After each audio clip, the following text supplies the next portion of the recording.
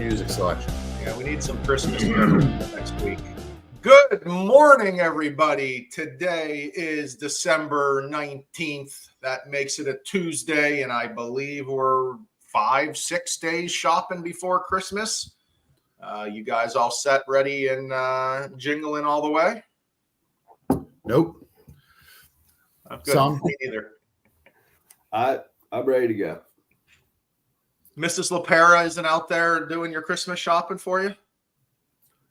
Oh no, she got a lot of stuff done. It's me. Oh, it's last minute Anthony every year. Me too. I mean, thank God Amazon has that next day delivery. You're not stuck to what's in the mall back in the day, just rolling through the Robinson Mall at 11 p.m. on December 23rd. I think today might be that last day for Amazon, so you better get on it this morning. Yeah. Christmas on Monday, messing everything up. I think I did see the 19th is the last day to guarantee for Christmas. So there you go, guys. Get out shopping. Help that economy today. If you go USPS, you will not get there. You might be getting there before New Year's Eve, though. So send a bottle of champagne through USPS. Wrap it up so it's not broken. That's what she said.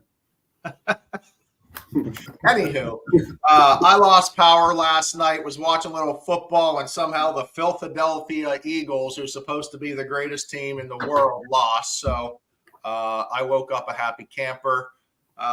For the future Steeler fans out there, Tom, Mason Rudolph, a upgrade or decrease at the old quarterback position this week? So I only listen to one person about the Steelers. It's your father. And since he loves Mason Rudolph as president of West Penn Financial, I think that I'm going to guarantee Steelers victory. Wow. We're going to say 23-16. Okay, there you go. Boom. Anth, what's your thoughts? I'd be totally happy with that. I mean, I really would. Over the last couple of games, I mean, come on. I'd love to see a W on the board. Yeah, I'm not looking for anything too great, but I don't think he can be worse than what we've had so far. So let's go Steelers. Moving on, the number one topic, I think it's going to be the most talked about topic for the first. I think until the Fed makes their first cut, which again, we don't know exactly when that will be, but it's interest rates. Where are the interest rates and what is the cost of interest rates? Right now, I think, in my own personal opinion, the public is so confused of where rates are because they've moved so much. Now buyers have no idea. Do I need to pay points? Am I not paying points? What is my rate? Can I pay points? And it is so convoluted right now that the second looks I'm getting, it's literally thousands of dollars of difference sometimes. It's like the same program for thousands of dollars of difference only because the buyer did their due diligence and did a second look. I don't know how many times we have to tell this. Every company has their own rates and every company can charge pretty much whatever they want to get that interest rate. And if you're not paying attention, I don't know how to tell this. If you're an expensive mortgage company, you're not advertising that. You're not going to let everyone know, hey, by the way, I might be $4,000 more than your competitor. They're not going to bring that up. It's up to you as the real estate agent or the buyer to do their own homework, to get pre-approved by multiple companies, to make sure they're saving thousands of dollars. I mean, Tom, it's pretty simple. Credit pulls are good for 120 days with West Penn Financial. You can get your credit pulled as many times as needed for mortgage purposes in that 2 week to a month time window. I think the biggest thing is that you need to check that rate almost every time you're getting a new estimate for a home. Oftentimes I ran into this problem a couple of weeks ago. When the rates did drop that dramatic 2 weeks that we had, a borrower told me they didn't even come back to me. He said, oh no, Tom's rate was way higher than the rate we're getting today on this new one. And the agent was smart enough to say, hey, no, you should probably go back to Tom. They've been down 1.5 points over the last 2 weeks.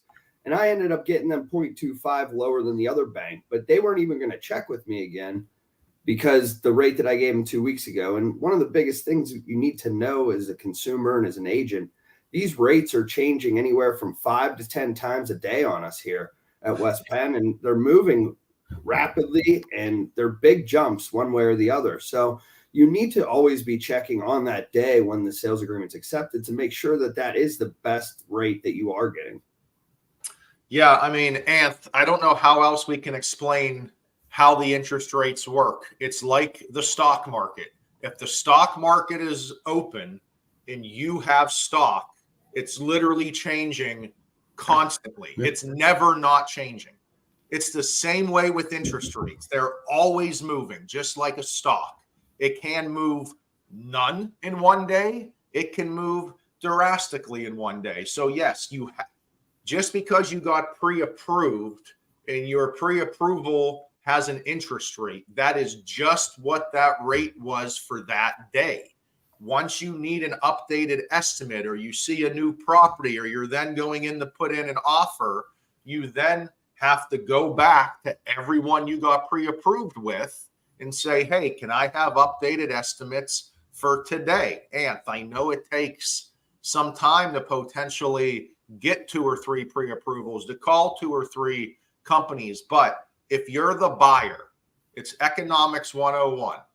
If there's competition in the marketplace, it is 100% good for the buyer. So the buyer should want companies competing over their business. Am I losing it here? Or have we gotten so lazy in life that we don't want to take an hour of our lifetime to call a couple banks to get pre-approved for the biggest purchase of your life? Boom. I think you nailed it on the head. Yeah. I think that's exactly right. I mean, the unfortunate part is, I mean, how many times have you guys gotten phone calls where the clients, they don't want to give you any information, but they just want to say, what's your rate today? Yeah. And it'd be great if there was a crystal ball of us knowing the personal financials of that client to give them a proper rate. So if they're doing that, lenders are just going to give the best possible rate they have on the market based on an 800 credit score, 20% down, etc. But that doesn't mean that's going to be your rate because, like we're talking about, the rates do change multiple times a day with the market. So it'll get locked in once you get an accepted offer. The interest rate you're receiving is based on your overall qualifications, credit, debt ratio, program, etc. But the actual locked in rate is based on you now having a transaction. So now it's tied to that property that you're buying. But with the interest rates decreasing, ultimately everybody does have different rates. You have retail rates, you have wholesale rates, you have correspondent rates. And since rates have decreased, it's definitely you just said 3 words people don't even know what they mean, but we will do that in another episode right there. Yeah. I mean, since rates did decrease, you got to double check the rate. Checking the rate on a daily basis and you don't have a property just to get an idea, go for it. But if you get an accepted offer, ultimately you have 7 days to make formal application. That's not usually your shopping time frame. You have to make formal application within those 7 days. But I had one last week. As a buyer, do your research as well. I'm not knocking anybody, but I let the client's agent know, hey, we're the same. We're the same rate, but we're not charging any points. The other lender was charging points, $1,800, and nothing. I got crickets.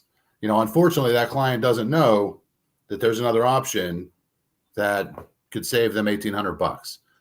So make sure as a buyer you're doing your own research. Look at the cost sheets. Get a cost sheet. If your lender won't give you a cost sheet, call one of us. We'll give you a cost sheet. Yeah. Or even better, it's called a loan estimate. You need to get a loan estimate when you're putting in an offer to compare when buyers have given all the proper information to the loan officer. I mean, Anthony hit it right on the head. If we have a rate at 6.75 and the competitor has a rate at 6.75, the only thing the buyer knows what to look at is that interest rate. But you guys as real estate agents have to know there is more to it you have to ask, what is the cost of that interest rate? Every single lender is going to be different. Every origination charge is going to be different. Every point is going to be different, whether they're charging points, how much they're charging. Every company is different out there. And if you're only asking the question of what's my interest rate, you're not asking enough. You're not going to get the full cost, and you're doing your client, or if you're a buyer, you're doing yourself a disservice. So please get your buyers second looks and don't let them get ripped off. If you're an agent out there and you're okay with your buyers spending thousands of dollars more, hey, that teach their own, I guess. Yeah, no, I mean, you got anybody who doesn't want to save money. I don't even know. I don't know what you call them. Krampus? Ooh, must be Krampus. I mean, the way I look at it, if I Never get heard of that client, word.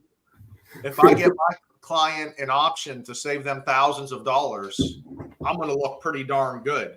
That's going to spread out there that, hey, my agent was able to save me thousands. You know, there's commercials that used to be able to save thousands with 15 minutes. I mean, it's not far off with West Penn Financial. Yeah. Don't be Krampus, agent. No Krampuses allowed. Except at noon today. I'll see you later. All right, guys. Have a great Tuesday. See you guys. Later.